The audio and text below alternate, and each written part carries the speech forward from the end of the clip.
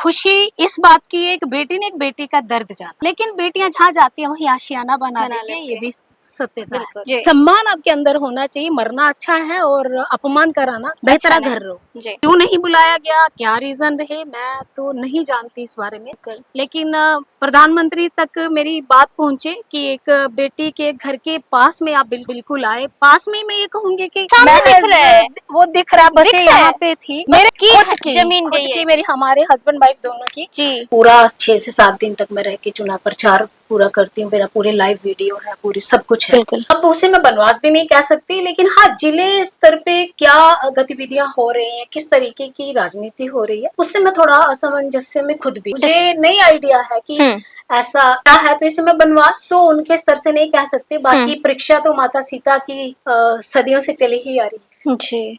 एक अच्छा प्रश्न आपने किया, जो खुल के एक विचार साझा करे, जिससे हमारी बेटियों को एक नई ऊर्जा मिले। मेरा आर्मी में जाने का सपना था, क्योंकि हम जम्मू कश्मीर के लोग हैं, हम लोगों को ज्यादातर उग्रवादियों का सामना करना पड़ा, उसे नहीं तो क्योंकि चाचा जैसे होता है ना, चाचा लोग कहते हैं कि ये तो एक तो एनसीसी की यूनिफॉर्म पहनती है, पैंट शर्ट पहन के घूमती है, तो पापा कैसा वो रहेगा। उन्होंने कहा कि उठ बांध कमर क्यों डरता है, फिर देख खुदा क्या था। अभी तो बहुत सारे लोग जान गए हैं कि उत्तर प्रदेश की मैं बहू हूँ। मैंने जैसे मेरी वीडियो वायरल हुई तो उसमें जम्मू कश्मीर की बेटी है और गर्व महसूस करती हूँ कि मैं बेटी। जनता भी जानना चाह रही क्या 2027 में अंशु बाला विधानसभा का चुनाव लड़ने वाली? ये थोड़ा लेकिन अब उससे मुझे क्लियर करने में मुझे लगता है अब देरी नहीं करनी चाहिए, क्योंकि आज तक मैं बोली नहीं हूँ। लेकिन कहते कि बेटी की खामोशी को भी इतना खामोश मत समझिए कि फिर वो खामोशी ही शोर मचा। कार्यक्रम स्थल था और यहीं पर प्रधानमंत्री नरेंद्र मोदी के जो हेलीकॉप्टर है वो राउंड ले रहे थे लैंड करने के लिए। उस समय एक वीडियो सबसे ज्यादा चर्चा में था, और वो चर्चा में इसलिए था कि जो सरकार, देश के मुखिया कहते हैं बेटी का सम्मान, वो एक बेटी को भूल गए थे। और वो बेटी चिलचिलाती धूप में ये टॉवल के साथ सर के ऊपर रखे, जो कि एक बड़े ओहदे पर रही हैं, national commission for schedule caste 2021 to 24 तक मेंबर रही है। 2014 से 2019 तक मिश्रित लोकसभा सीट से पूर्व सांसद रही है। डॉक्टर अंजू बाला जी, उन्होंने एक वीडियो बनाया और वो वीडियो सबसे ज्यादा सोशल मीडिया पर चर्चा में रहा कि जब देश के प्रधानमंत्री, प्रदेश के मुखिया अपनी ही बेटी को, जिनको सबसे ज्यादा बड़ा स्लोगन है बेटी बचाओ बेटी पढ़ाओ, बेटी को आगे करो, बेटी का सम्मान दो, वो अपनी ही पार्टी के एक मेंबर रही, आयोग में पूर्व सांसद रही, डॉक्टर अंजू बाला जी को भूल गए। आज हम उसी जगह पर आए हैं डॉक्टर अंजू बाला जी से मिलने कि आखिर क्या रीजन रहा जो आपको मंच पर स्थान नहीं मिला, आपको अपनी खुशी जाहिर करने के लिए हेलीकॉप्टर दिखाई। ये देखिए प्रधानमंत्री जी आ गए हैं, पिता तुल्य हमारे प्रधानमंत्री जी आए हुए हैं, आप वहां नहीं पहुंच पाई, क्या रहा रीजन? अब एक सबसे पहले तो मैं धन्यवाद देना चाहती हूँ कि एक बेटी ही हमारे पास है। मैं नैन्सी जी आपका धन्यवाद देना चाहती हूँ, आपके चैनल को भी धन्यवाद देना चाहती हूँ। खुशी इस बात की है कि बेटी ने एक बेटी का दर्द जाना, क्योंकि कहते बेटियों का अपना कोई घर नहीं होता, हमें बचपन से यही सिखाया जाता है। जिस घर में हमने जन्म लिया तो जहाँ खेलते हैं थोड़ा धीरे चलो, ऐसे नहीं चलना है वैसे चलो। लेकिन मेरी थोड़ी परवरिश अलग रही, पापा ने कभी इस तरीके से पाला नहीं, एक बोल्ड तरीके से मैं रही। लेकिन ये सच है कि बेटियों के लिए यहाँ पे आओ तो तुम उस घर से आई हो, तुम उस घर में रहती हो, अपना घर नहीं हो। लेकिन बेटियां जहाँ जाती है वही आशियाना बना लेती है, ये भी सत्यता है। आपने एक मेरे क्या कहते हैं कि दर्द होता है ना दिल में, उसी को पकड़ लिया। ये सच है कि मैंने माननीय प्रधानमंत्री जी को अपना एक पिता ही मानती हूँ, और मैं उनको ये भी नहीं कहूंगी उनका कोई दोष है इसमें। एक बेटी ने खुशी जाहिर की जब फाउंडेशन कुछ मेरे लिए, क्योंकि मैं जानती हूँ मंच पे विदाउट पास आप जा नहीं सकते हो, और जब तक आपको कोई बुलाता नहीं, अपने स्वाभिमान के अनुसार सम्मान आपके अंदर होना चाहिए। मरना अच्छा है और अपमान कराना बेहतर घर रहो। क्यों नहीं बुलाया गया, क्या रीजन रहे, मैं तो नहीं जानती इस बारे में, लेकिन प्रधानमंत्री तक मेरी बात पहुंचे कि एक बेटी के घर के पास में आप बिल्कुल आए पास में। मैं ये कहूंगी कि सामने मैं दिख रहा है। वो दिख रहा, बस ये यहाँ पे थी। मेरे तो उस समय क्या बीती होगी, वो तो एक बेटी है, दर्द जान गई उसका। और बहुत सारे अभी हरदोई जिले से लेके जम्मू कश्मीर से भी मुझे फोन आ रहे हैं कि आपके साथ ऐसा क्यों हुआ और आप कार्यक्रम में क्यों नहीं गई। ये प्रश्न बहुत सारे अब आपके भी मीडिया के माध्यम से भी लोग नीचे कहेंगे, आप कार्यक्रम में नहीं गई, आपको जाना चाहिए था, नहीं बुलाया तब भी जाना चाहिए। लेकिन मेरा ये मानना है, ना बुलाए तो नहीं जाना चाहिए। आपका स्वाभिमान है, आपका खुद का जो इज्जत है उसमें यही है कि आप धक्के खाने से अच्छा है, जब अपमानित होने से अच्छा है आप अपने घर में आराम से रहिए। लेकिन मुझे लगता है कि क्या राजनीति मेरे साथ में हुई मैं नहीं जानता, लेकिन इसमें ये जरूर कहूंगी कि चलो ये पॉलिटिक्स बेस में देखा जाए, एक राजनीति क्या खेली गई, मैं उस पे जाना नहीं चाहती हूँ। लेकिन मैं डीएम को भी इसका कहीं ना कहीं मुझे लगता है कि उनका भी दोष इसमें है कि अगर मैं एक सांसद के नाते मत बुलाइए, एक महिला के नाते आप मुझे मत बुलाइए, मेरे किसान के नाते तो बुलाओ ना। क्योंकि मैं यहाँ एक मेरी इस हाईवे में मेरी जमीन गई है, आपकी खुद की जमीन गई है? मेरी, हमारे हस्बैंड वाइफ दोनों की जी। क्योंकि मेरे ससुर के नाम से जमीन थी, आप सामने देख पा रहे होंगे, यहाँ टोल बना है बस इसी के पास में, और थोड़ी नहीं है, ज्यादा जमीन हमारी गई है। और हम लोगों ने जब अपनी जमीन देते टाइम आपसे सवाल नहीं किया आप यहाँ सड़क बना रहे हो, आप यहाँ क्या कर रहे हो। जब कोई विकास कार्य हो रहा है, पूरे क्षेत्र के लिए विकास आ रहा है, और उसमें तो मैंने अपनी खुशी जाहिर की थी कि इस लैंडिंग को लाने वाली भी कहीं ना कहीं मैं हूँ। सबसे बड़ा आपका योगदान था इसमें। उस समय मुझे इतना आइडिया नहीं था कि मेरे साथ ऐसा होगा। लेकिन जब ये प्रपोजल आया और पूरा एक्सप्रेसवे की तैयारी होने लगी, तो यहाँ के लोग हमारे पास आए, कन्नौज के लोग थे, इतर का व्यापार यहाँ है और छोटी काशी माना जाता है। बाबा भोलेनाथ सुनासीनाथ मंदिर आप दिखा सकते, बिल्कुल पास में है, और सुनासीनाथ मंदिर है और बहुत फेमस यहाँ माना जाता है। तो मैंने यही चीजें जब लिखी, पहले मैंने सेंट्रल गवर्नमेंट में कोशिश की, हियरिंग लगाई, फिर उन्होंने बोला कि नहीं मैम ये जुपीडा करेगा, सीएम करेंगे। फिर मैंने एप्लीकेशन सीएम को भी जाके वहाँ पे ऑफिस में हमने दी, और उसमें 15 दिन से 20 दिन तक का ये पूरा प्रोसेस चला, रिस्पांस चला। और वहाँ पे एक मेन अधिकारी है, मैं उनको धन्यवाद देना चाहती हूँ। मैं नाम इसलिए नहीं लेना चाहती हूँ किसी तरीके से कोई कंट्रोवर्शियल हो, लेकिन उन्होंने हमारी बहुत सहायता की। और ये अगर मैं कहूँ कि श्रेय मैं सारा उन्हीं को देती हूँ कि उन्होंने ये लैंडिंग लाने में मेरी मदद की। और फाइनली मुझे ये पूरा 1 महीने के बाद खुशखबरी मिल गई कि सारा प्रोसेस हो गया और जमीन अब एक्वायर करने लगेंगे। और जब एक्वायर 6 महीने लगे इसमें सारे प्रोसेस में, जब हो गया फाइनली, जब वो बन, आज वो सपना मेरा साकार हो गया। और मतलब एक बेटी ही जो सब कुछ लाने वाली है। 594 किलोमीटर, अब इतना लंबा एक्सप्रेस हाईवे हो, हजारों जगह लैंडिंग बनी होगी, लेकिन आप इस पावन धरा को चुनते हो और उस जगह पे एक आपकी पास में बेटी भी रहती है, आपकी बेटी रहती है, उसी बेटी की इसी एक्सप्रेसवे में लैंड भी गई हुई है। वो बेटी सांसद भी है, रही है आपकी पार्टी से। वो बेटी को आपने मेंबर बनाया national commission for schedule caste 2021 to 24 तक, और वही बेटी को आप भूल गए हैं।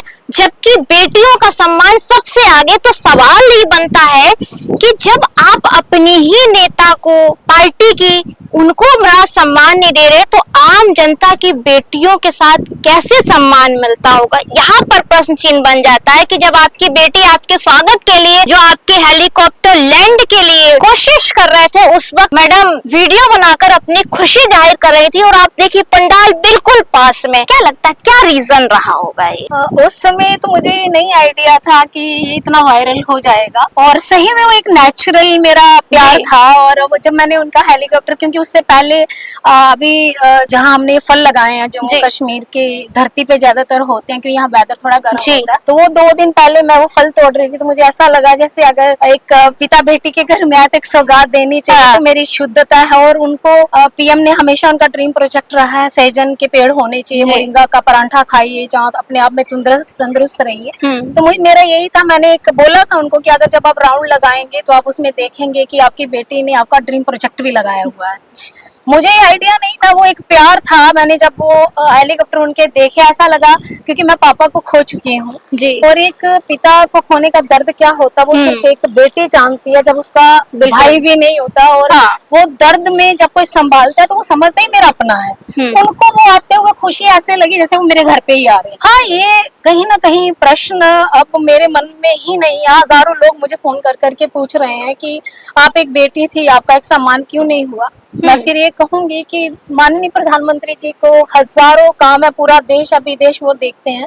मैं उनको नहीं दोषी मानती हूँ, क्योंकि उनको इसकी जानकारी भी नहीं होगी कि कोई मेरी एक ऐसी बेटी भी है जो मुझे पुकार रही है। लेकिन ये जिला लेवल पे क्या त्रुटियां हैं, क्या गलती है, क्या रीजन उनके रहे हैं, वो अब उनके मन की बात तो मैं नहीं जान सकती उन्होंने ऐसा क्यों किया। लेकिन अभी तक जहाँ जहाँ मेरी आवश्यकता हुई, जम्मू चुनाव में मुझे लगाया गया, अभी जो चुनाव हुए थे जी। मैं वहां भी गई, मुझे कहा गया सीटें हार रही हैं। मुझे प्रदेश केंद्र स्तर से, प्रदेश स्तर से फोन आए, मैं गई, मैं अपना दायित्व निभा के आई। क्योंकि वन इलेक्शन, संविधान के जो काम हुए, कार्यकारिणी हुई, आपने जहाँ मेरी आवश्यकता हुई, आपने मुझे जहाँ भेजा, मैंने काम किया। लेकिन अब क्या कारण है, ये क्या हो रहा है, इससे मैं खुद भी एक तरीके से प्रश्न है मेरे मन में। आपके घर में आए और घर में ही आपको स्थान नहीं मिला। आपने जम्मू कश्मीर में इलेक्शन के टाइम लगाया, क्योंकि आप जम्मू की बेटी हैं। जम्मू में इलेक्शन था, आपने कैंपेन किया। लेकिन जब आप उत्तर प्रदेश में अंजू बाला जी के घर पर ही आए हैं, उनके ही क्षेत्र में आए हैं, घर से महज 1 किलोमीटर की दूरी पर आए हैं, तब वो बेटी को अपनी खुशी छत पर चिलचिलाती धूप में वीडियो के माध्यम से जाहिर करनी पड़ी। सवाल यहाँ पर बन गया। आपका सवाल लाजमी है और जी। मैं फिर वही कहूंगी कि खुशी के लिए तो पिता आए हैं, तो बेटी की उस खुशी को तो नहीं रोक सकते। मंच में आने तक तो आपने मुझे रोक लिया, आपने नहीं बुलाया, और मैं उतनी स्वाभिमानी हूँ, मैं बिना बुलाए तो नहीं जाने वाली, क्योंकि वो अपना मेरा स्वाभिमान है। और इतना जो मैं कर सकती हूँ, जहाँ मेरी आवश्यकता आपको होती है वहां मैं अगर आपका काम कर सकती हूँ, तो ये तो एक प्रश्न मेरे भी मन में है कि आखिर क्यों। अगर सम्मान की बात हो रही है, जहाँ हर तरीके से अपनी बेटियों को आगे ले जाने की बातें हो रही हैं, तो फिर एक बेटी का तिरस्कार कैसे, ये तो सवाल मेरे मन में भी है। और मैं भी ये चाहती हूँ कि इस पे एक जांच का विषय है कि अगर आप अपनी ही बेटी को अगर अपमानित करेंगे तो हम दूसरी बेटियों को सम्मानित कैसे करेंगे। बिल्कुल, सवाल यही है।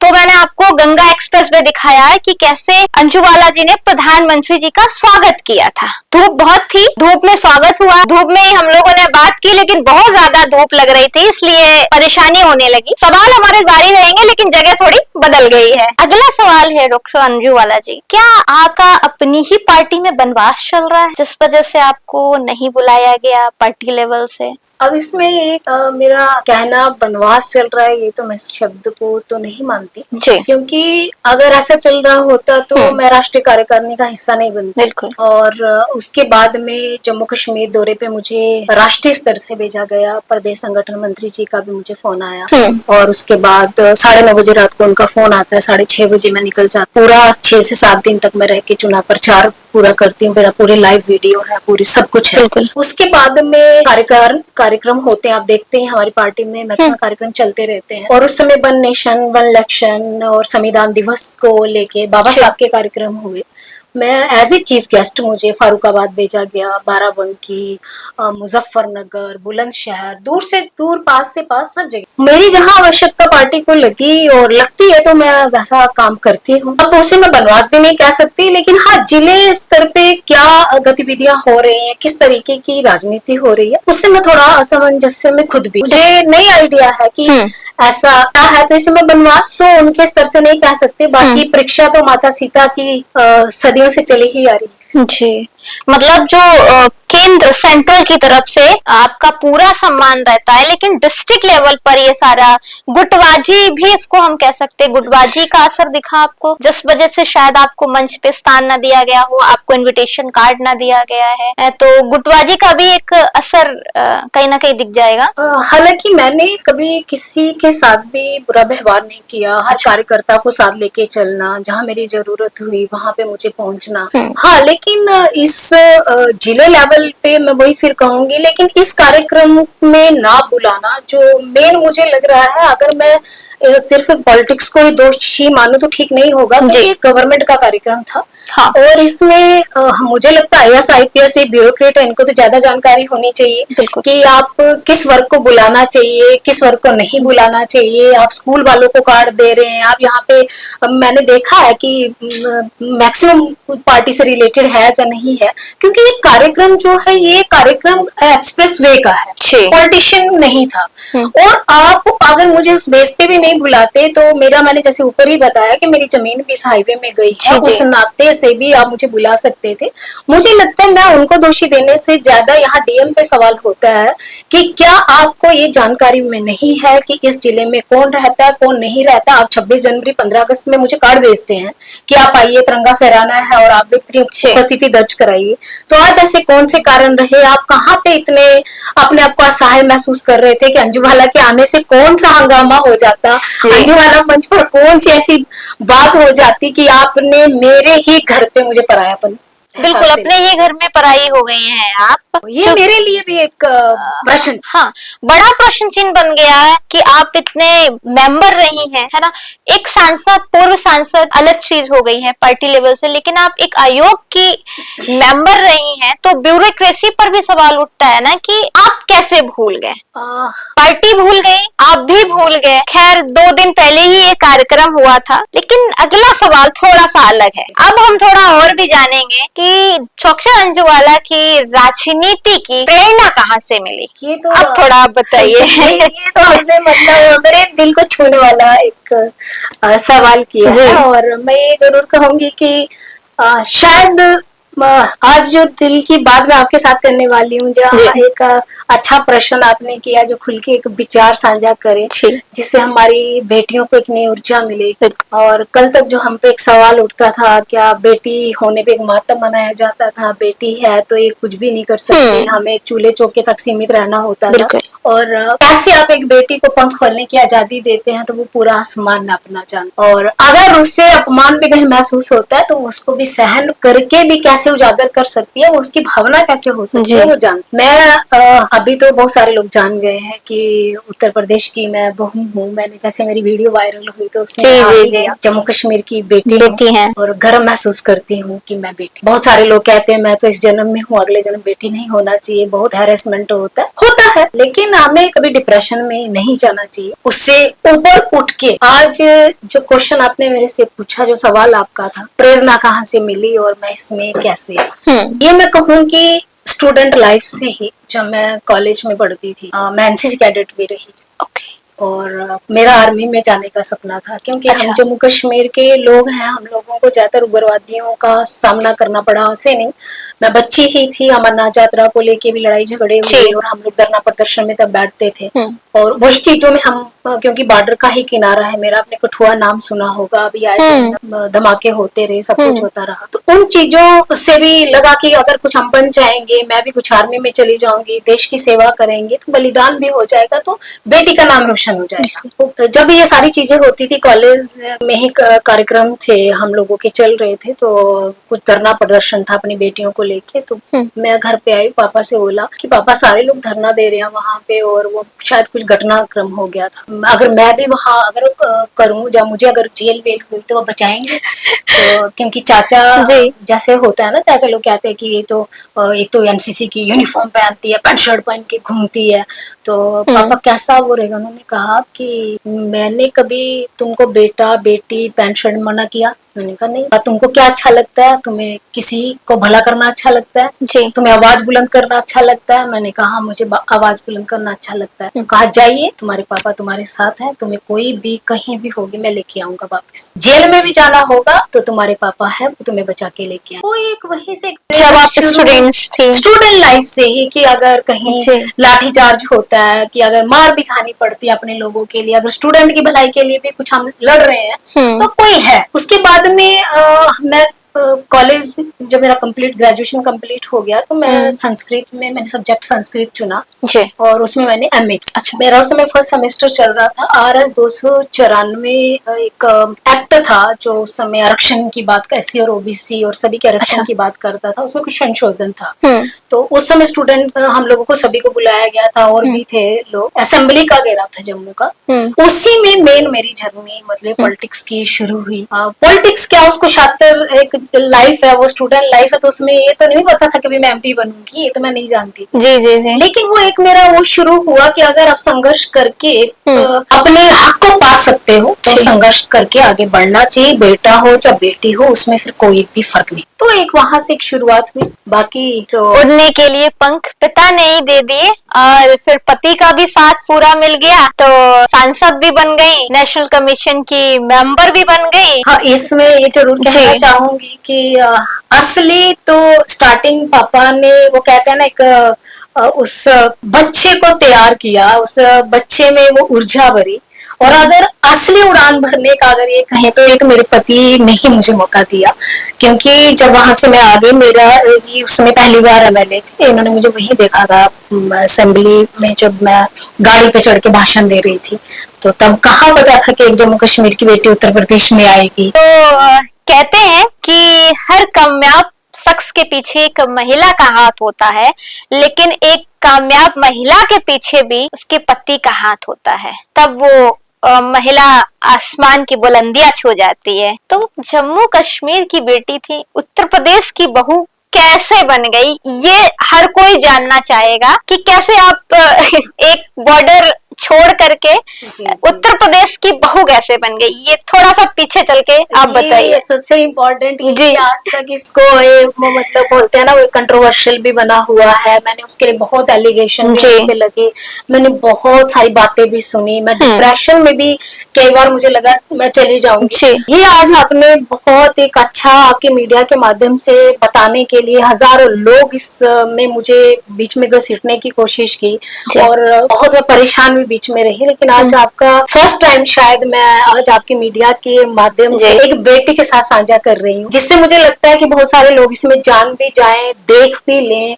और इसको फील भी करें कि अगर किसी पे आप आरोप प्रत्यारोप करते हो, पहले उसकी सच्चाई को जानना। बिल्कुल। और आज उसके आपने एक ऐसा प्रश्न पूछ ही लिया है, तो ये जरूर मैं बताऊंगी और बड़े विस्तार से बताऊंगी कि मैं जब 2008 में शादी करके आई, क्योंकि मैं अभी पढ़ ही रही थी। अभी मेरा 2004 में ग्रेजुएशन कंप्लीट हुआ।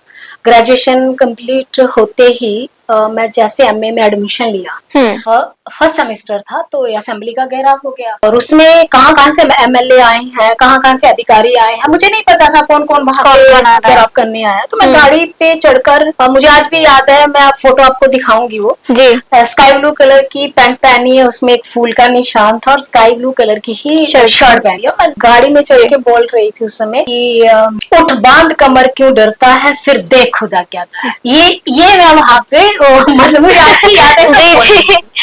उसके बाद में घेराव खत्म हुआ, लाठी चार्ज हुआ, डंडा हुआ, वो अगले पेपर में भी आया मेरा, मतलब लाठी पकड़े हुए है। अपने उसमें दिनचर्या हो गई चीज। बाद में मुझे पता चला कोई किसी का फोन आता है और वो रिश्ते की बात होती है, और वो कोई नहीं था, मेरे पति देव थे और इनके एक दोस्त हैं, और वो फोन करके, मेरे जीजू भी क्योंकि वहां थे, एग्रीकल्चर में ऑफिसर है मेरे जीजू, तो उनसे बात हुई तो उन्होंने कहा कि आप ये बिना मतलब के चर्चा कर रहे हो, हमारी बेटी शादी नहीं करेगी, उसका एम्बिशन कुछ और है, वो आर्मी में जाना चाहती है, जब वो कुछ और करना चाहती है, तो आप ये शादी आदि का हमसे बात नहीं करिए। टाइम निकल गया, 2006 आ गया, लेकिन उन्होंने बात करना बंद नहीं किया। वो मनाते ही रहे कि एक बार हमसे बात कर लो, एक बार हमारा लड़का बहुत अच्छा है, हरदोई का है, आप जानते हैं, आप नेट में सर्च करो, और वो बहुत अच्छे हैं, उन्होंने आज तक शादी, मतलब बहुत अच्छे। उस समय MLA थे, फर्स्ट टाइम MLA थे।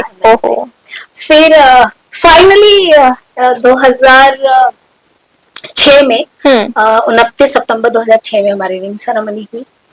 फाइनली आप मान गई उत्तर प्रदेश आने के लिए। लेकिन मेरी शर्त थी, जब तक मेरी MA कंप्लीट नहीं हो जाती, क्योंकि 3 साल की होती थी, मेरी MA कंप्लीट नहीं हो जाती, मैं मैरिज नहीं करूंगी।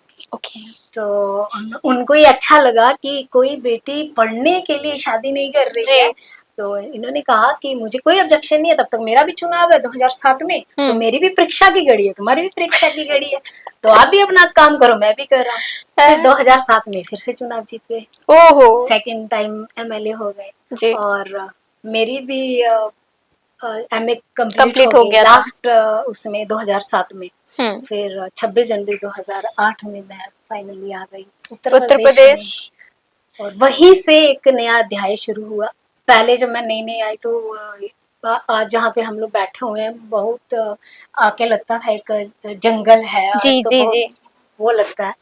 और मैं जब यहाँ आई तो तब मुझे आइडिया नहीं था मैं पॉलिटिक्स में आऊंगी या ऐसा कुछ होगा, लेकिन मैंने ये कहा था मुझे आगे स्टडी कंप्लीट करनी है, जी। क्योंकि मैं बाबा साहब के पच्चीनों पे चलती हूँ, आइडल मानती हूँ, उनकी किताबें पढ़ती हूँ कि बेटी किसी भी रूप में अगर आगे बढ़ना चाहती तो उसके लिए शिक्षा बहुत जरूरी है, बिल्कुल। तो मैंने इनको कहा कि मैं शादी करना ठीक है, लेकिन मेरी पढ़ाई आप कंटिन्यू कराएं। कहा जो तुम करना चाहती हो तो तुम आगे कंटिन्यू किया, अपना पॉलिटिक्स में बिजी हो गई। फिर मेरी बेटी हो गई 9 में, तो 10 में वो पहला सफर आया जब मुझे पंचायत चुनाव लड़ाया गया और मैं जीत गई। फिर ब्लॉक प्रमुख बनी 2010 में। वहीं से एक राजनीति का मेरा सफर शुरू हुआ। देखते देखते 2014 आ गया, जहाँ पे मुझे सबने प्यार दिया और बड़े अच्छे वोटों से जीत के मैं सदन पहुंची। फिर मुझे नहीं पता था मेरे साथ क्या खेल होगा। 19 में मेरा टिकट काट दिया गया। जहाँ हमें एक तरफ लगता है कि बेटियों को आगे बढ़ाने की बात करते हैं, वहाँ मुझे कुछ देर के लिए लगा कि बेटियों को शायद कहीं डोमिनेट भी होता है, बहुत सारे चैलेंज है उसको वो भी पार करने पड़ते हैं। मैंने धैर्य रखा क्योंकि मुझे भरोसा था आज नहीं तो कल अगर मैं अपनी है काबिलियत रखती हूँ तो मुझे कुछ बनाए। फिर 21 में मुझे कमीशन में भेज दिया गया और कमीशन में वो तो 3 साल का वो ऐसा समय रहा कि मैं पूरे देश की बेटी बनी, देश की बेटी और पूरा वर्क अपना निष्ठा से ईमानदारी से मैंने किया।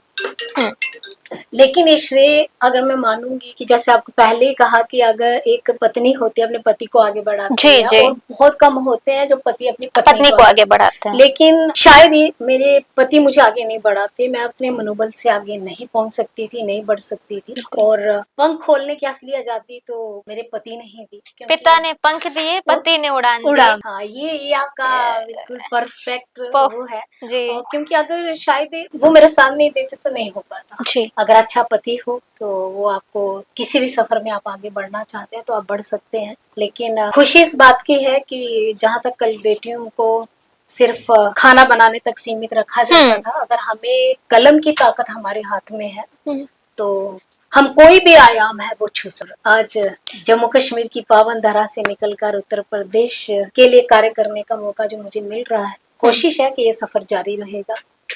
सबका साथ और प्रेम रहा तो लोकसभा के बाद अब विधानसभा की तैयारी है।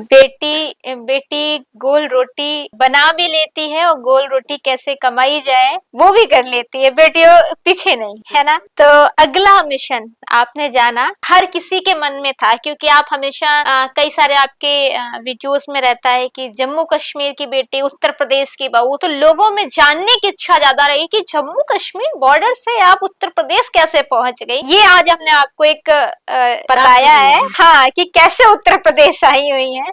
और हमारे उस टाइम के जो एमएलए साहब थे, अब तो एक्स हो गए हैं, सतीश वर्मा जी, उन्होंने अपनी आपकी वजह से टिकट नहीं मिला। नहीं, मैं अब इसको मानती हूँ क्योंकि कभी कभी आपको घर में सेक्रीफाइस करने पड़ते हैं। जब 2017 में, क्योंकि मेरी राजनीति का स्तर रहा, मैंने कभी झूठ नहीं बोला जी, और शायद मुझे बहुत सारी चीजों का सामना भी करना पड़ा, लेकिन मैं सच बोलती हूँ, सच का साथ देती हूँ और झूठ बोलना मुझे नहीं आता है। 2017 में जब मैं उस समय मैं सांसद थी तो मुझे ये कहा गया कि घर में 2 टिकट नहीं। अच्छा, आप सांसद हैं तो मतलब एक घर में एक, हमारी पार्टी का रूल है जी, शाम शांत रहेगा। टिकट नहीं मिला, चुनाव नहीं लड़ा, और वहीं पे मुझे थोड़ा सा फिर अपने आप में ये लगने लगा कि शायद मेरी वजह से इनकी पॉलिटिक्स खराब। लेकिन हस्बैंड अच्छे हैं, उन्होंने मेरा मनोबल बढ़ाया कि कोई बात नहीं, तुम आगे बढ़ रही हो, मैं साथ। अब कहीं ना कहीं ऐसी जो बीच में अभी एक चीज मैंने छोड़ दी थी कि अभी इस कंट्रोवर्शियल में अभी भी मुझे सामना करना पड़ रहा है। अच्छा, क्योंकि ये मीडिया के सामने आना बहुत जरूरी है और आपके माध्यम से बताना चाहती हूँ कि मैंने स्टार्टिंग में ही जब मैं नई सांसद बन के गई तो उस समय आज तक में भी शायद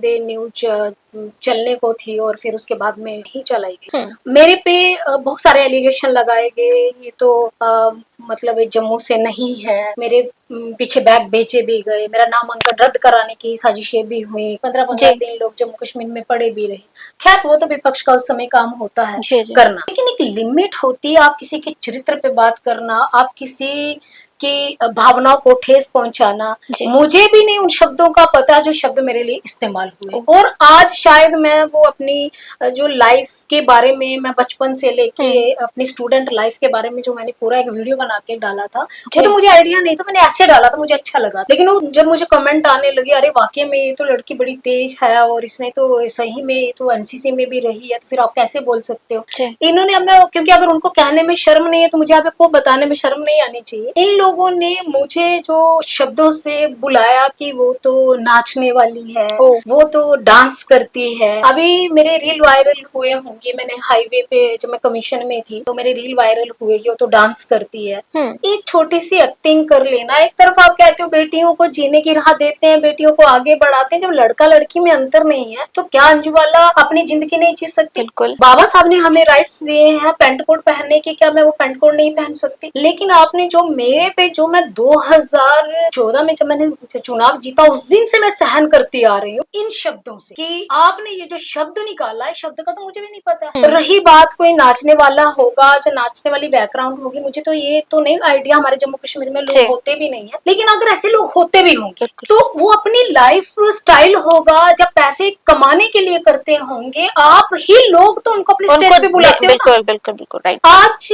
वही फिल्म इंडस्ट्री हमारे लोकसभा से लेकर राज्यसभा में बैठी, और आप एक बेटी को, एक बहू को अपमानित करने के लिए, सिर्फ एक पॉलिटिक्स के लिए आप किस तरीके से उसकी भावनाओं को ठेस पहुंचा रहे हो, आप किस तरीके से उसकी वर्डिंग यूज कर रहे हो, कि मेरे पास आके थर्ड पर्सन जिनको पता नहीं है, क्योंकि मैं तो जम्मू कश्मीर से आई हूँ, यहाँ मुझे कोई जानता नहीं, वो जो अब लोग मेरे वहां जा रहे हैं, या जम्मू जाते हैं, या इजी हो गया है, तो वो लोग जब जाते हैं तो देखते हैं अरे ये तो इनका बैकग्राउंड ही वैसा है। मैंने अपने पेपर न्यूज़पेपर कभी कटिंग शो नहीं की, भाई मैं क्यों अपनी सच्चाई बयां करूं? मेरा कॉलेज जानता है, मेरी यूनिवर्सिटी जानती है मैं क्या थी, मैं क्या नहीं हूँ। मैं आज से मेरा पेपर में नहीं आ रहा है, मैं बचपन से ही भाषण दे, मैं बचपन से ही एड्स कंपटीशन हुए थे उनमें पार्टिसिपेट कर रही हूँ, मैं फर्स्ट प्राइज लेके आई। मैं यही नहीं रुक, मैंने सदन में भी जाके फर्स्ट प्राइज जीता। अहल्याबाई होलकर का वीमेंस डे पे कार्यक्रम था, उस समय सुमित्रा ताई जी हमारी अध्यक्ष थी, और मैं ताई को बहुत धन्यवाद देती हूँ कि ताई ने मुझे बहुत आगे बढ़ाया, बहुत चांसेस दिए आगे आने। उस समय माननीय प्रधानमंत्री जी ने भी दिया, अनंत कुमार जी आज हमारे बीच नहीं है, उस समय पार्लियामेंट अफेयर मिनिस्टर थे, उन्होंने मुझे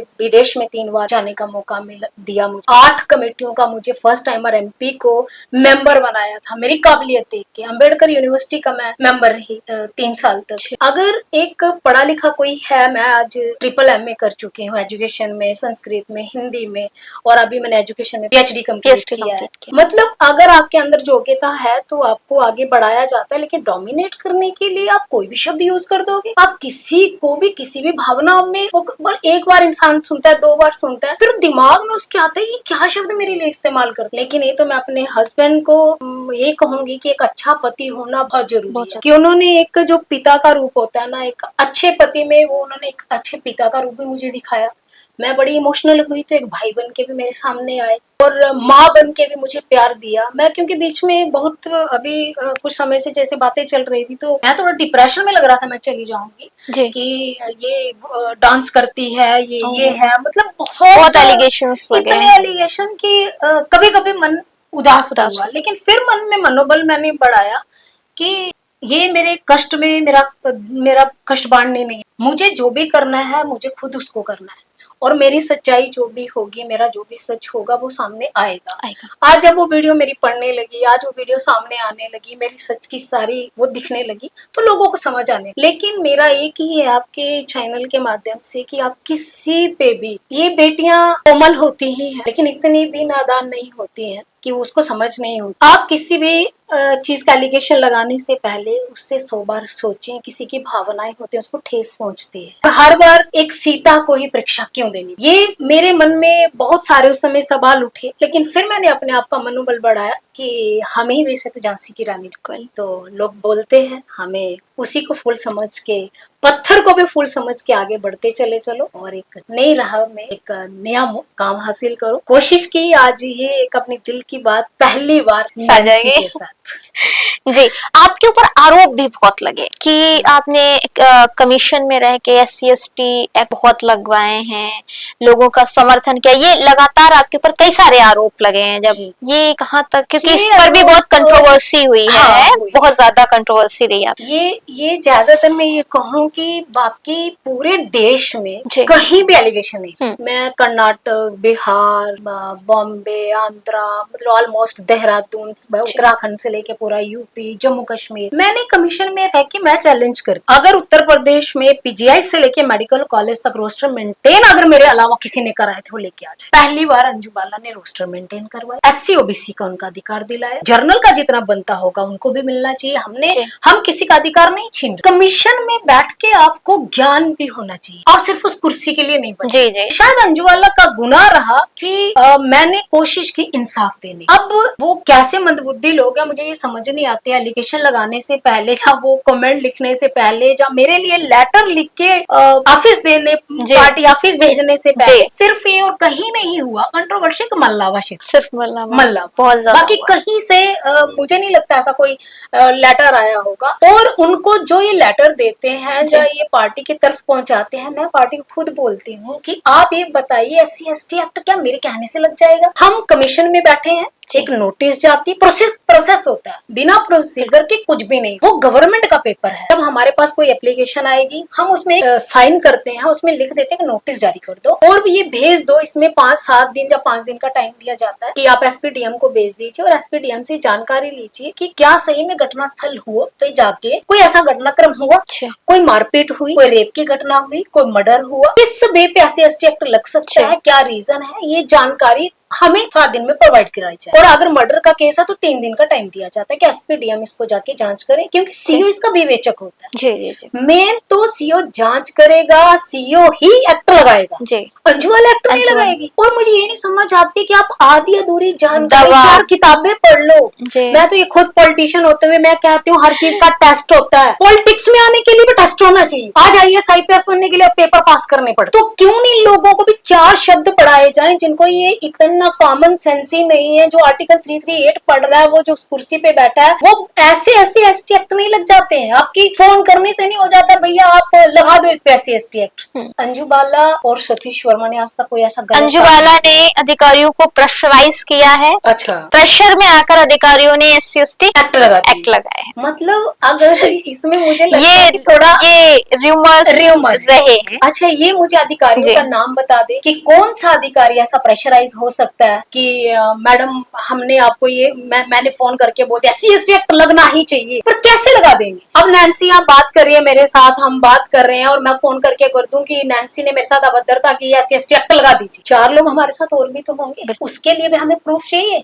किसके सामने अपनी गाली दी, किसके सामने अपने गुरके देखा, उसके लिए भी आप प्रूफ चाहिए। ऐसे SC/ST एक्ट नहीं लगते। और जब वो अगर SC/ST एक्ट में वहां बैठी हूँ, अभी गनीपुर का एक मैटर हुआ था, बड़ा कंट्रोवर्शियल रहा। 2024 में उस लड़के का मर्डर भी हो गया। अब वक्त रहते अगर पुलिस उसको संभाल लेती तो किसी का ना पिता जाता, ना किसी की मांग उजड़ती, ना किसी की कोख उजड़ती। वो चिल्लाता गया, आयोग को लिख के गया ये मुझे मार डालेंगे, मार डाला उसको। और उसमें भी आप कहो कि अंजू बाला का ही सारा दोष है। मैं तो उस समय कमीशन में भी नहीं थी, उस समय तो मेरा कार्यकाल कंप्लीट हो गया था। मार्च में 24 मार्च या अप्रैल में आपके चुनाव हुए थे, अप्रैल में चुनाव, उसी में उसको मारा गया। अब वही जो केस उसका चल रहा था, अगर टाइम रहते अगर संभल गए होते तो शायद एक मर्डर नहीं। हम आपको सही राह चलने की राय दी। आप ये कैसे बोल सकते हैं कि मतलब कमीशन ने प्रेशराइज करके SC/ST एक्ट लगा दिया? भाई हर चीज का रूल रेगुलेशन होता है, बिना रूल के बाहर जाके आपको और लग भी गया तो भी उसकी जांच होती है। उसके बाद CO जांच करेगा तभी ही रिपोर्ट। ये बोलो कि मैंने इसमें आते हुए जो नाजायज नहीं होने दिया, जहाँ पे एक्ट लगे हुए थे उन एक्टों को हटाने का काम किया। मेरे से आपको सबसे ज्यादा डर इसीलिए लगता था कि मैं सच की राह पे चलती हूँ, गलत काम करती नहीं हूँ। हाँ, अगर आप SC को प्रताड़ित करेंगे हिट हो आप गया। उनका मर्डर करोगे, आप उनको गाली दोगे, आप उनकी जमीन छीनोगे। जी तो जहाँ पे मुझे कमीशन में बिठाया इसीलिए मैं इनको इंसाफ दिला सकूं। बिल्कुल। और अगर मैं उनको इंसाफ दिला रही हूँ, वो भी आपको अगर चिढ़ मच रही है, अगर आप सारी जमीनें कब्जा कर रहे हो, मेरा तो वहां बोलना लाजमी है, मुझे कमीशन में क्यों बिठाया। तो अगर मैंने वो काम किए हैं, मैंने लोगों का अधिकार दिलाए हैं। तो ये जो आपका प्रश्न है कि जी, जी। ऐसी मतलब ये मैं भी इसमें जवाब देना ही चाह रही थी कि अब जैसे मैंने देखा मेरे उस पे किसी ने कमेंट लिखा कि इनको इसीलिए नहीं बुलाया गया, इन्होंने SC/ST एक्ट लगवाया। एक्ट लगवाया, बिल्कुल। मैं आपके मीडिया के माध्यम से मैं उनको चैलेंज करना चाहता हूँ, आपने जिसने कमेंट लिखा तुम पे कितने एक्ट लगे, तुम्हारे परिवार पे कितने एक्ट लगे। तुम अगर किसी को छेड़ोगे नहीं, तुम किसी को अगर बेवजह परेशान नहीं करोगे, तुम्हें कौन परेशान करेगा। कमीशन इसीलिए बना है, जब आपका पुलिस नहीं सुनती, आपका SP नहीं सुनता, आपका DM नहीं सुनता, आपकी सरकार नहीं सुनती, तो कमीशन उन्हीं गरीब लोगों के लिए है, उन्हीं प्रताड़ित लोगों के लिए है। जब उनका कोई नहीं सुनता तो उनका मसीहा कमीशन होता है। कमीशन होता है। हाँ, मैंने कमीशन पे रह के लोगों को वो ज्ञान जरूर दिया। ये कमीशन वो ब्रह्मास्त्र है कि ये सिर्फ IG और कमिश्नर को ही सम्मन करने की पावर नहीं होती। अगर इस कमीशन में अगर आप उनके अनुसार अगर किसी का मर्डर हो गया, रेप हो गया, आपने सुध नहीं लिया, आपने मुकदमे दायर नहीं किए, वो गरीब आदमी है, कोर्ट में जा नहीं सकता, पैसा उसके पास है नहीं, तो उसका सहारा कमीशन है, क्योंकि वो कोर्ट की पावर रखता है। कोर्ट की पावर होती और अगर मैंने किसी को इंसाफ दिलाने में गुनाह किया, मुझे गुनेगार मानते हो तो मैं गुनेगार हूँ। मैं बाबा साहब की बेटी बन के काम करती हूँ, मैं गैर कानूनी काम नहीं करती हूँ, जो दायरे में रह के कार्य हो सकता वो कर। लेकिन जो एलिगेशन मेरे पे आप लगा रहे हैं कि मैंने SC/ST एक्ट लगाए, तो मुझे बस इतना बता दो SC/ST एक्ट किस पे लगा, कब लगा, क्यों लगा, रीजन क्या। और मैं आपको बोलती हूँ, अभी जंदूर अंदर का जब केस हुआ, आप लोग कहाँ, क्यों उस आदमी को बचाया, क्यों उस पत्नी की मांग उजड़े हुए आप देखते रहे। अगर उस समय अगर वक्त रहते सुधर गए होते, आज उसके छोटे छोटे बच्चे अनाथ। और अगर आपको लगता है कि मैं ये शब्द अभी आप कमेंट में ही कर रहे हो, आप कमेंट नहीं, आप बड़े बड़े कमेंट करके आप मेरे घर पे आ जाइए और मैं आपको सामने, आप मुझे बस प्रूफ दे दीजिए मैंने कौन सा फेक। और मैं आपके माध्यम से ये क्या है, आज तक मैंने कभी फेक SC/ST एक्ट लगने नहीं दिया, हटाने की कोशिश, क्योंकि एक्ट लगना अच्छी बात नहीं, न्यू जनरेशन इनका भविष्य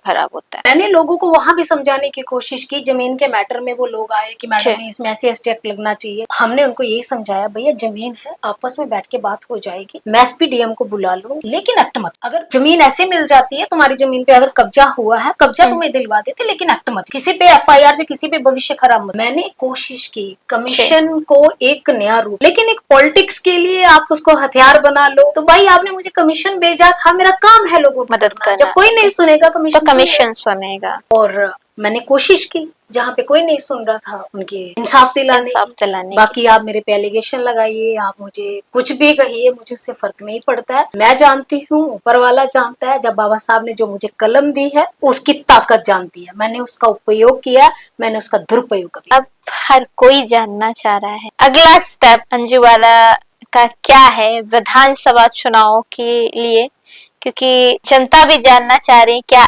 2027 में अंजुबाला विधानसभा का चुनाव लड़ने वाली। ये थोड़ा लेकिन अब उससे मुझे क्लियर करने में मुझे लगता है अब देरी नहीं करनी चाहिए, क्योंकि आज तक मैं बोली नहीं हूँ। लेकिन कहते हैं कि बेटी की खामोशी को भी इतना खामोश मत समझिए कि फिर वो खामोशी ही शोर मचा दे। मुझे नहीं पता था ये छत वाली खामोशी इतनी शोर मचा दे। कहता है ना कि मेहनत इतनी खामोशी से करिए कि सफलता शोर मचा। अब वो शायद 19 और 24 दोहराया नहीं जाएगा। मैं पार्टी की समर्पित कार्यकर्ता रही हूँ, समर्पण भाव से मैंने कार्य किया। माननीय प्रधानमंत्री से लेके मुख्यमंत्री जी पर मुझे भरोसा रहा, आज तक भरोसा करती आ रही। मैंने अपनी तरफ से, मुझे 24 में भी पूरा ऑफर था, 19 में भी था, मैं सांसद हो जाती, मुझे पता है, क्योंकि लोगों का प्यार मेरे साथ जो स्नेह है वो रहा, क्योंकि मैंने जो भी कार्य किए, मैंने कभी मेरा फेकपन, जो असलियत होती है वो होता है, फेकपन मुझे करना नहीं आता। शायद वो लोगों का इतना प्यार है मेरे सामने, मैंने तो आज तक चुनाव ही नहीं लड़ा। मैंने 19 में भी सैक्रिफाइस कर दिया। कष्ट इस बात का है कि जिनको मैंने हराया, मेरे कार्यकर्ता को दे देते, किसी को भी टिकट मिल जाता, लेकिन एक जो मेरे से ही हारे हुए लोग, एक नहीं दो, तो वो थोड़ा सा मन में उस समय मेरे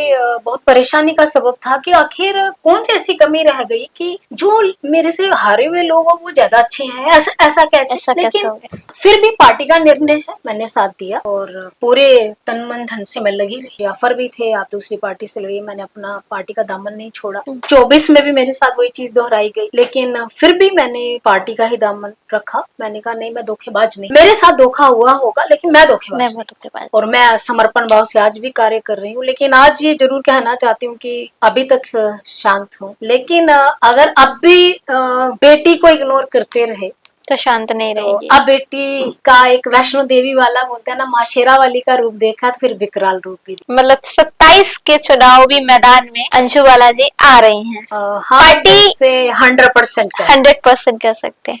पार्टी कोई भी हो, समय अनुसार फैसला होगा। समय अनुसार फैसला होगा। तो ऐलान है कि 27 का चुनावी मैदान में आपको अंशु बाला जी दिखेंगी। पार्टी कौन हो सकती है, कोई भी हो सकती है, लेकिन चुनाव तो लड़ना है, खामोशी से नहीं बैठना है। हाँ, वो घर में एक बच्चा होता है और वो इनोसेंट होता है और उस बच्चे को इग्नोर कितनी देर तक कोई कर सकता है। लास्ट मोमेंट तक बेटी इंतजार करेगी और नहीं हुआ तो फिर बेटी अपना इतिहास जी। चलते चलते थोड़े से क्वेश्चन है, एक वर्ड में आपको जवाब देने हैं। शुरू करें?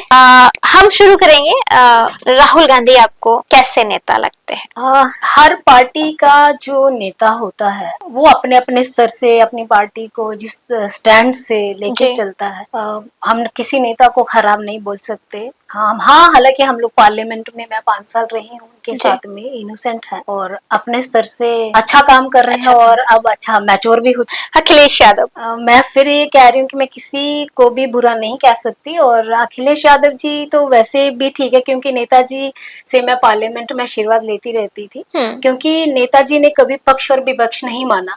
उन्होंने, क्योंकि मैं यूपी से थी, मिश्रिक से थी, तो पर्यटक स्थल की तब उस समय एक क्वेश्चन हमारा चल रहा था, तो नेताजी ने मेरा सपोर्ट किया था और धर्मेंद्र यादव जी से मेरी थोड़ी सी अनबन हो गई थी, तो फिर उन्होंने कहा कि अगर ये पर्यटक मांग ही रही है मिश्रिक के लिए, क्योंकि सरकार तभी अखिलेश जी मुख्यमंत्री थे, उन्होंने कहा कि मैं बात करूंगा और वो पर्यटक के लिए यहाँ गवर्नमेंट पैसा भेजेगी सेंटर, तो राज्य भी उसको देगा। तो इसलिए मैं अच्छा मानती हूँ। मैं फिर वही कहूंगी कि हर नेता अपनी पार्टी के लिए सर्वोपरि होता है और सबके अपने अपनी विचारधारा है। प्रधानमंत्री नरेंद्र मोदी, प्रधानमंत्री जी को तो मैं वही कहूंगी कि जिनको मैं पिता का स्थान दे ही चुकी हूँ और देश के लिए जो काम कर रहा है एक बेटा, बहुत सारे चीजें चलती रहती हैं, लाइफ है, होता रहता है, सामना करना पड़ता है, लेकिन मैं कल भी उनको एक पिता मानती थी, मैं आज भी उनको पिता की नजर से ही देखती हूँ। और मैं बस इतना कहना चाहती हूँ कि बेटी के घर पे तो नहीं आपको आने दिया गया, ना बेटी को आपके पास आने दिया गया, लेकिन बेटी को इतना हैरेसमेंट ना हो, बेटी इतनी परेशान ना हो, क्योंकि अब बेटी वो बेटी नहीं रही है कि वो आत्महत्या करेगी या सुसाइड कर लेगी। अब बेटी के हाथ में कलम है और वो अपनी उस कलम की ताकत को दिखाएगी। पहले वो लोकसभा आपके सानिध्य में, आपके आशीर्वाद से, आप ही ने मुझे आगे बढ़ाया, मैं पहुंची, और अब उतना आशीर्वाद बनाइए कि मैं आगे आने वाले चुनाव में विजय हासिल करूं और आपका आशीर्वाद। नैन्सी पूछेगी चैनल, नैन्सी पूछेगी चैनल बहुत प्यारा नाम है और जो नैन्सी पूछेगी ये चैनल ही मैं कहूँ जो शुरुआत एक प्यारी सी बेटी से हुई है और हमेशा मैं एम्पावरमेंट ऑफ विमेन में कमेटी में भी रही और हमेशा महिला सशक्तिकरण की हम बात भी करते रहे, यहीं से नहीं इंटरनेशनल बेस पे भी। तो मैं जरूर ये कहूंगी कि आपका ये चैनल बहुत प्रगति करे और तरक्की करे, क्योंकि हमारी एक प्यारी सी बेटी के साथ प्यारी सी टीम है और ये एक सिर्फ यही नहीं है कि मैं कदम से कदम मिला के पापा की सपोर्ट भी कर सकती हूँ, पापा का सपोर्टर भी बन सकती हूँ और एक वही बात है कि मैं चूल्हे चौके से गोल रोटी से अब मैं इस देश का भी प्रतिनिधित्व कर सकती हूँ। तो वो ये नैन्सी का जो चैनल है दिन प्रतिदिन प्रगति करे और आप आज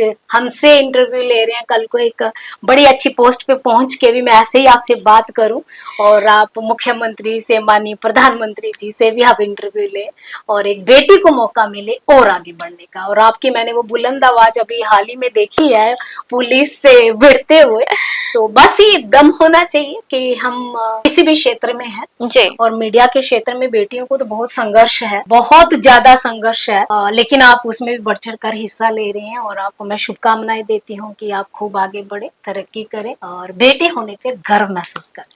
बहुत बहुत धन्यवाद। हमारे साथ बात करने के लिए डॉक्टर अंजू बाला जी थी। तमाम मुद्दों पर हमने बात की और सवाल शुरू यहाँ से हुआ था कि आखिर एक बेटी को रील बनाकर अपनी जो प्यार था प्रधानमंत्री जी के लिए वो जाहिर क्यों करना पड़ा, क्यों उस बेटी को, उस बहू को मंच पर सम्मान नहीं मिला। जिस सरकार में बेटियों की बड़ी बड़ी बातें होती है तो अपनी ही सरकार में क्यों अंजू बाला चूक गई, पीछे हो गई। जब 80 मीटर की डिस्टेंस पर प्रधानमंत्री जी भाषण दे रहे थे तो वो छत से उन भाषणों को सुन रही थी और अपनी खुशी जाहिर कर रही थी। तमाम मुद्दों पर हमने बातें की, बहुत समय लिया, बहुत बहुत धन्यवाद। फिर आपको जल्दी ही मिलेंगे एक नए शख्स, एक नए मेहमान के साथ। तब तक के लिए नैन्सी पूछेगी, जरूर देखते रहिए।